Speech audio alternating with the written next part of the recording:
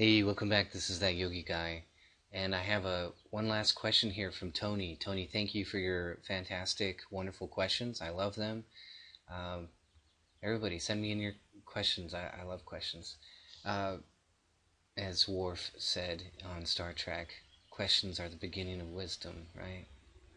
And this is how we figure things out. We got to talk about it. We need to study up on it and learn more about it. Pull it apart. That's what we want. Dissect it on the pristine countertop of our own minds. So, last question. I ran across this website. I'm not going to share the website. I was wondering if you have any comments or thoughts about Shaktipat initiation and how that honestly ties into this process of self-realization. Well, that's a good question. That's an interesting question. Shakti is energy. Pat means to descend. So Shaktipat, that's when somebody sends energy through you. Of course, they're supposed to be a teacher. They're supposed to have some degree of realization on their own so that they're charged with that energy. It's very easy for them to then send that energy through you. Well, that's a tricky thing because we're Americans. We often look...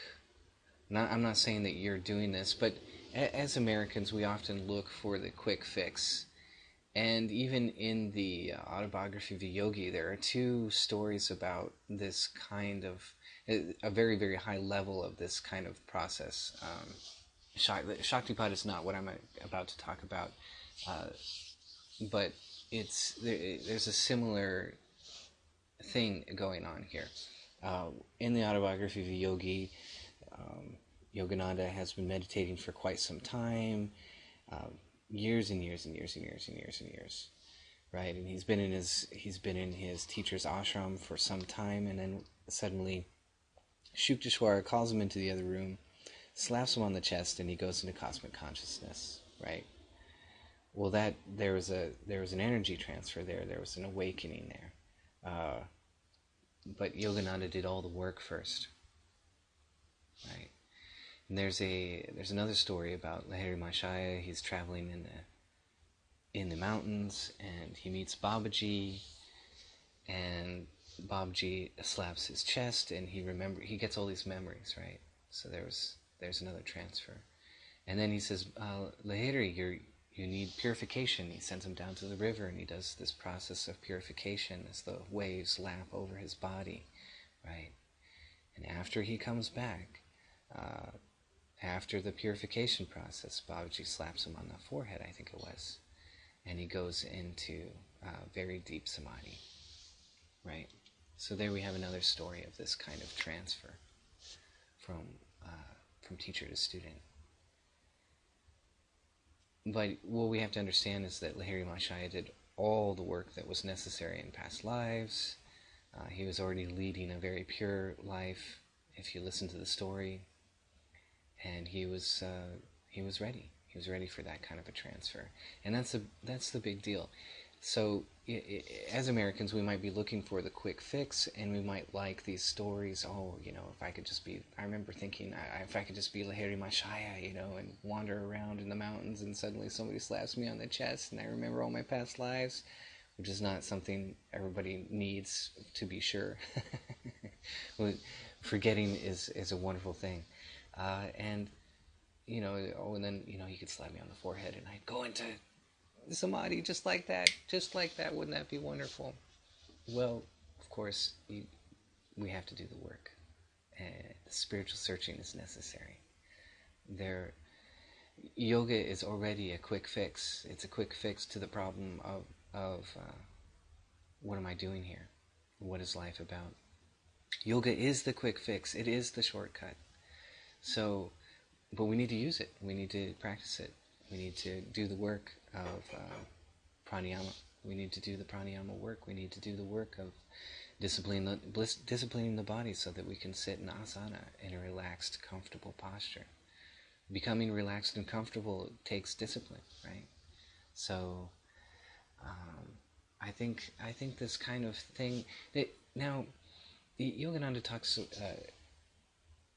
and in India, where they talk about darshan, meeting holy people, meeting people who are yogis, meeting people who are just leading a spiritual life. Like, can you imagine meeting Mother Teresa in India, or Saint Bernadette, or Saint Francis, or can you imagine meeting those kind of people? So, meeting spiritual people is a darshan, just meeting them, right? There's an energy transfer there. That's what darshan means. You saw somebody, and there's a transfer. One of the monks once told a story that he was in a bad mood at the time, but he was meditating. He was a monastic, but he had left the ashram for a moment. He was going to the bank. He was standing in line, and this little girl just beams up at him. He doesn't know this little girl. This little girl just is standing with her mother, and the little girl's beaming up at him, and he's in a bad mood. But it doesn't matter, because he was radiating something, and this little girl just walked up to him and latched onto his leg, kind of startled the mother. The mother didn't understand what was going on. And I don't think the monk understood at the time what was going on, but later he told the story as a story of energy, that even though he was in a bad mood, he wasn't in the right headspace, it didn't matter. He was still meditating, and he was radiating something that this little girl responded to. So this kind of transference, it happens all the time, and it's a very natural thing. The kind of initiation that I saw on the website that you gave me, where they're putting their hands on top of the head, and this is very common. This is the Reiki uses initiation like this. I'm also familiar with a Hawaiian shamanistic tradition that did the same thing. They did it. They were copying Reiki. I'm not sure, but they did the same kind of initiation, where there was a transfer of energy from one body to another. Now, so this thing's very, very common, and that's great if you're into it. I'm one more to concentrate on the work that I need to do, because I can rely on that. I can rely on myself to do the work, and I know that there's not a quick fix. That I still need to do the work. It doesn't matter how many darshans I get, how many holy, wonderful people I meet. I still need to do the work, right? So that's my personal, honest answer. And there's another side to this that people would get. I remember getting a Kriya Yoga initiation with Brother Anandamoy, and he was really, really concentrated on transferring energy during the initiation. And he would touch the spiritual eye, and he would actually vibrate. And I believe that he was vibrating with the sound of Om. His whole body would begin to vibrate. I don't know if that's 100% true. That was my take on it, that he was vibrating with the Om as he initiated you into Kriya Yoga. The real initiation, of course, is when you do the work, when you do the yoga, right? But this was a very nice ceremony. And some people reported that, they saw the light of the spiritual eye as that happened. And I walked through that, and I did not. Now, I saw the light later, much later, after I did the work. But for whatever reason at that time, I wasn't ready to see it. Or maybe, I was too excited, too caught up in the ceremony. I don't know. But I didn't see any swirling, flashing lights at the time. And a lot of people reported the same thing, that it was a very nice ceremony, but, nothing happened for them. Because you have to be in a very relaxed state in order to see the light of the spiritual eye. And I talk about this in Hacking the Universe, that to the degree that you are relaxed, that is the degree that you're ready to experience something that's inside of yourself. You can't be on the surface of your skin at the same time that you're trying to experience something inside your spine. It just doesn't work that way. Your mind will follow the energy. And if your energy is focused outward, you just don't have enough of it on the inside to experience what's going on there. So you can actually be in it, and this is why I like the breath states, because they're kind of a fail safe, and we need fail safes. We need them inside meditation. Um, so again, wow, I came back to the breath states again. Oh, it's like it's important to me or something. Okay, guys, I hope that answers your question a little bit.